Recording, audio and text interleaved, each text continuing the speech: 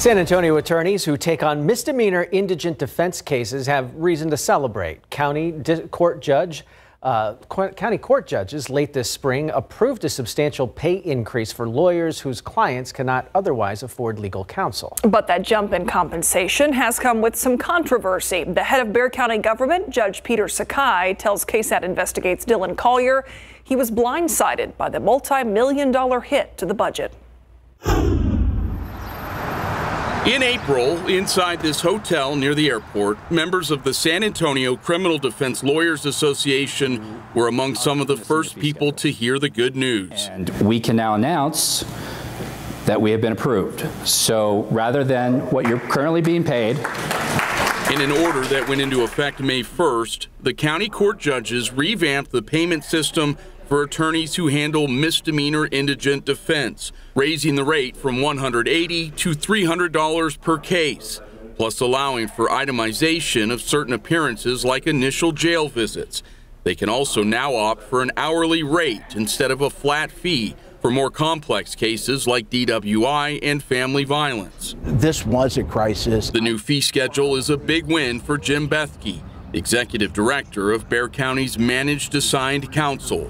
Bexar County is last in the state in per capita spending on indigent defense. Equally concerning to proponents of the pay increase, fewer than 70 attorneys in Bexar County were willing to take on this kind of work as of this year, meaning they were assigned as many as 11 indigent defense cases a week, on top of the workload they were already handling in their private practices. This was something that was direly needed. The Texas Code of Criminal Procedure allows judges to sign off on these sorts of fee schedules without Commissioner's Court approval. Officials estimate that for misdemeanors alone, the fee increase will cost the county around $30 million over the next 5 years. Judge Peter Sakai claims he was kept in the dark throughout this whole process. Record shows Sakai wasn't made aware of the increase until April 19th, after the county court judges had already approved it, prompting Sakai to call for an immediate assessment of the project. May 1st, in a strongly worded email to Melissa Vara, administrative judge for the misdemeanor courts, Sakai objected to the new fee schedule, telling Judge Vara, quote, "The essence of an abuse of discretion is a decision made in a vacuum." Weeks after writing that email, I've been caught off guard. Sakai was still upset with how the pay hike played out. So who dropped the ball here? Well, I don't know who dropped the ball. All I will tell you is that I've got to deal with a fee increase, a budgetary increase, and I got to figure out how to pay for it. Judge Vara pushed back on the criticism, providing KSAT timestamps showing Sakai's executive assistant was twice contacted by email about setting up a meeting with Sakai to discuss the proposal, and was sent a third email with the fee schedule attached, alerting Sakai's office to the upcoming vote. It's been a very enjoyable year. Bethke, who alluded to overhauling indigent defense pay during the January 24th Commissioner's Court meeting, confirms a formal presentation he was scheduled to make to the court 6 weeks later did not take place. I think communications probably could have been better. I know going forward on something like that, I know, and I've shared with the budget people, I'm going to do a better job of communicating that. For KSAT Investigates, I'm Dylan Collier. Now, because this fee hike took place outside of the budget cycle, county officials will not know the full impact of the financial hit until next fiscal year. Indigent defense increases for felony courts and children's courts also went into effect May 1st, but had already been going up incrementally, so the impact there not as drastic. The former Smallville actress Allison Mack was released from federal prison this week. She was sentenced to 3 years behind bars in 2021 for her role in the cult-like group NXIVM. In 2018, Mack was arrested along with other leaders in that organization, including Keith Rainier, who was sentenced to 120 years in prison for racketeering charges. The cult was based in Albany, New York, and claimed to give life self-help instructions, but prosecutors say members were forced into sexual abuse with the group's leader. Also in New York, former Democratic Representative Mondaire Jones has announced a comeback bid for Congress. He's running for New York's 17th district, the seat he previously held. In 2020, Jones became one of the first openly gay black men elected to Congress. He was seen as a rising star in his party before choosing not to run for re-election in the 17th district. Instead, he chose to run for the Manhattan-based 10th district, but lost in the primary. Democrats ended up losing the 17th district to Republican Representative Mike Lawler. Officials ramping up patrols on New York's Long Island beaches following a string of possible shark attacks. In just 2 days, 4 people were reportedly bitten. On July 4th, 2 attacks minutes apart. Then on Monday, 2 15-year-olds were bitten in separate incidents. One shark expert says Long Island has a large sand tiger shark population, and these attacks could be caused by juvenile sharks mistaking people for prey. If visibility is low and there's lots of people in the water, accidents can happen. It's not just New York that's had recent shark sightings either. In Florida, swimmers were stunned when a shark was spotted swimming in shallow waters there. Gun violence ruptured what was supposed to be a peaceful long weekend of celebration, from a 4th of July block party in Louisiana to what authorities say was an armored gunman in Philadelphia seemingly shooting victims at random. In the aftermath, there is anguish across America tonight and renewed calls for action. Mike Valerio takes us through what happened and the visceral reactions to the violence. Amid celebrations of freedom, a sense of inescapable violence. Mass shootings marring the long 4th of July weekend across America. In the birthplace of American democracy, Philadelphia, 5 are dead after police say a gunman wearing a bulletproof vest carrying a device that tracks first responders' radio communications opened fire with an assault weapon, shooting seemingly random victims. Point of fact is, a person like that walking down a city street with an AR-15 and shooting randomly at people is a disgraceful situation in the United States of America, whether it's July 4th or any other day. Philly's district attorney not holding back about the state's gun laws. Pennsylvania's gun regulation is crap. It is crap. If you go to New Jersey, if you go to other states nearby, you go to Delaware, these states are safer, and they are states that have more reasonable gun regulation. The scenes are spread across the country, from 9 injured in Washington, D.C. to at least 10 people shot in Shreveport, Louisiana. 4 of the Shreveport victims are dead, killed at a July 4th block party. At this point, what I am looking for is justice.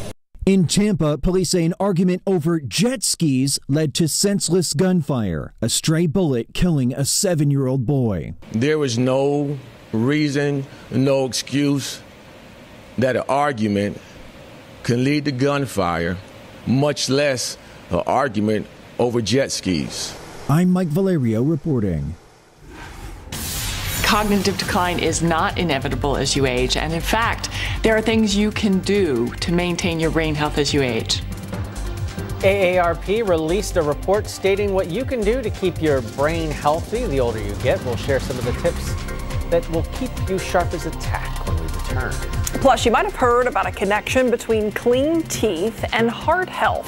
What scientists have recently discovered after the break. Researchers suggest skipping a usual part of the bedtime routine could increase your risk of cardiovascular disease. Scientists from a hospital in Japan analyzed the oral hygiene habits of over 1,600 hospital patients who were at least 20 years old. They found that only brushing in the morning after waking up was not enough to maintain good health. Brushing your teeth at night is important for lowering heart disease risk because it reduces your chances of getting gum disease and tooth decay. And no matter your age, taking care of your brain is important to overall health. A new report from AARP says there are 6 ways to help protect your brain: getting quality sleep, managing stress, staying active, eating healthy, being social, and engaging your brain. That can be done with brain exercises like problem solving or reading. The National Institutes of Health says there's increasing evidence that the brain can adapt and change, allowing people to take on new challenges and tasks as they grow older. You could teach an old dog new tricks, right? That's the point. I don't know if you could teach me anything. All right, lots of clouds out there, some of them even giving some people some rain today, Mia. Yep, some of us were able to tap into the isolated shower activity that we had. A lot of that is already starting to come to an end, though. Before we were able to see all of that pop up and some isolated showers move through San Antonio, 95 degrees was the high temperature that we were able to climb up to over at SA International. Not too far away from the average, just 1 degree above at 94. Now, we are in the 90s right now, able to warm up a little bit.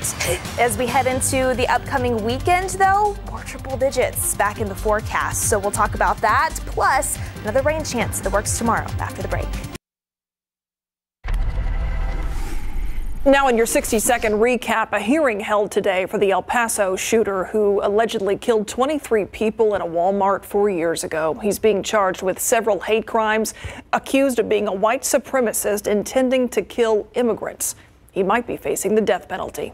Today, we learned the name of a 5-year-old who died in a crash on I-10. He is Tony Tran. He was ejected from a car when the 22-year-old driver of that car suddenly stopped and caused another car to rear-end them. She is now currently charged with manslaughter. A suspected love triangle led to a deadly shooting at a Mission Del Lago neighborhood. A couple living on Pelican Landing on the south side was confronted by a man who showed up at a home believed to be having an affair with the woman who was in that home. The man and the partner of the woman shot the other man who came to the house. Another shooting, a man shot in the arm during a fight on Burnett Street. He was arguing with the suspect in a parking lot when he was shot. He approached a nearby ambulance that was able to assist while they were responding to another call. And that is your 60-second wrap-up.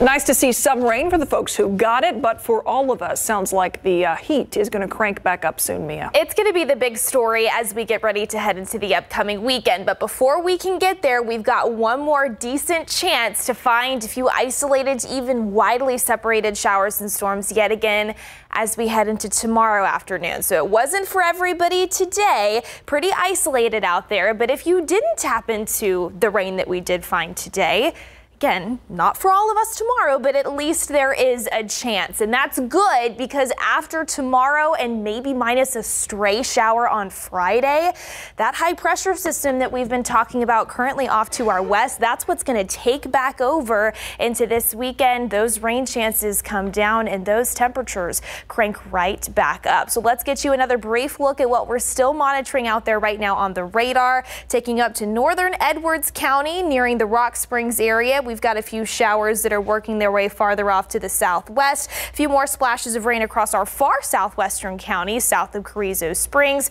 Even a few showers there near Eagle Pass in Maverick County as well. And what we were talking about earlier, you can really see it here on this loop over the past 30 minutes or so. You can see that the isolated shower activity we did have out there is really starting to come to an end as it works its way farther up to the north. So I think for the most part over the next couple of hours, whatever we still have out there on the radar is slowly going to come to an end thanks to the loss of daytime heat after the sun goes down. And then for most of us, we are quiet and dry through the overnight hours. But by wake up time tomorrow morning, this is your Futurecast here at 7 a.m. A few isolated light showers, not completely off the table. I think throughout the first half of the day, it's just a 10 to 20% potential. But then as we head into the afternoon, put some of that daytime heat to work, especially by afternoon drive time.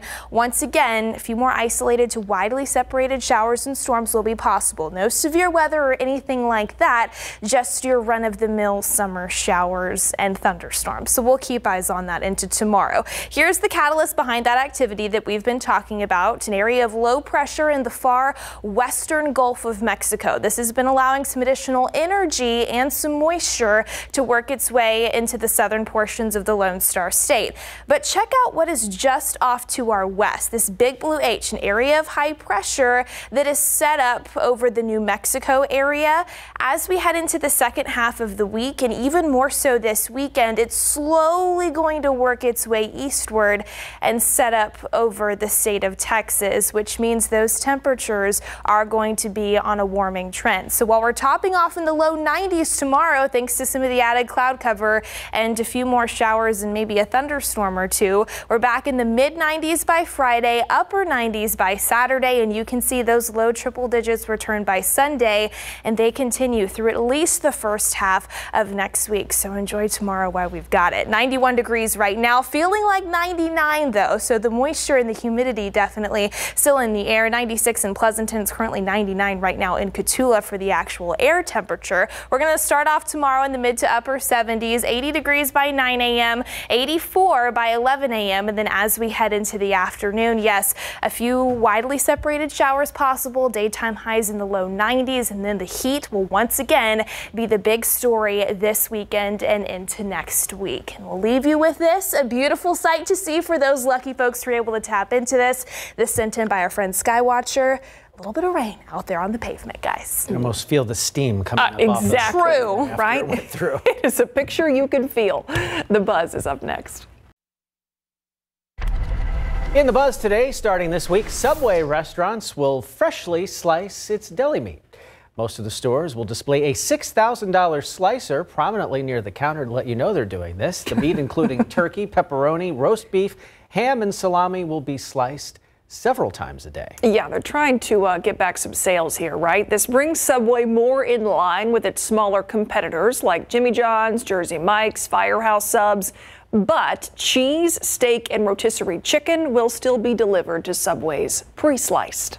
Meghan Trainor now has a family of 4. The Grammy Award-winning singer-songwriter welcomed her second baby with her husband, Daryl Sabara. According to an Instagram post, Barry Bruce Trainor was born on July 1st at 8 pounds 7 ounces. Trainor and Sabara already have a son, Riley, who was born in February 2021. Sticking with female singers, Adele has a simple message for fans. Go easy on the artists out there and stop throwing things on stage. Yeah, it's a whole thing. At a recent Weekends with Adele show, the singer addressed recent incidents that are all over social media if you look for them, where fans have thrown objects on stage, some of them hitting the artist. Country artist Kelsey Ballerini was hit in the eye after someone threw a bracelet on stage. BB Rexa was hit in the head by a thrown cell phone.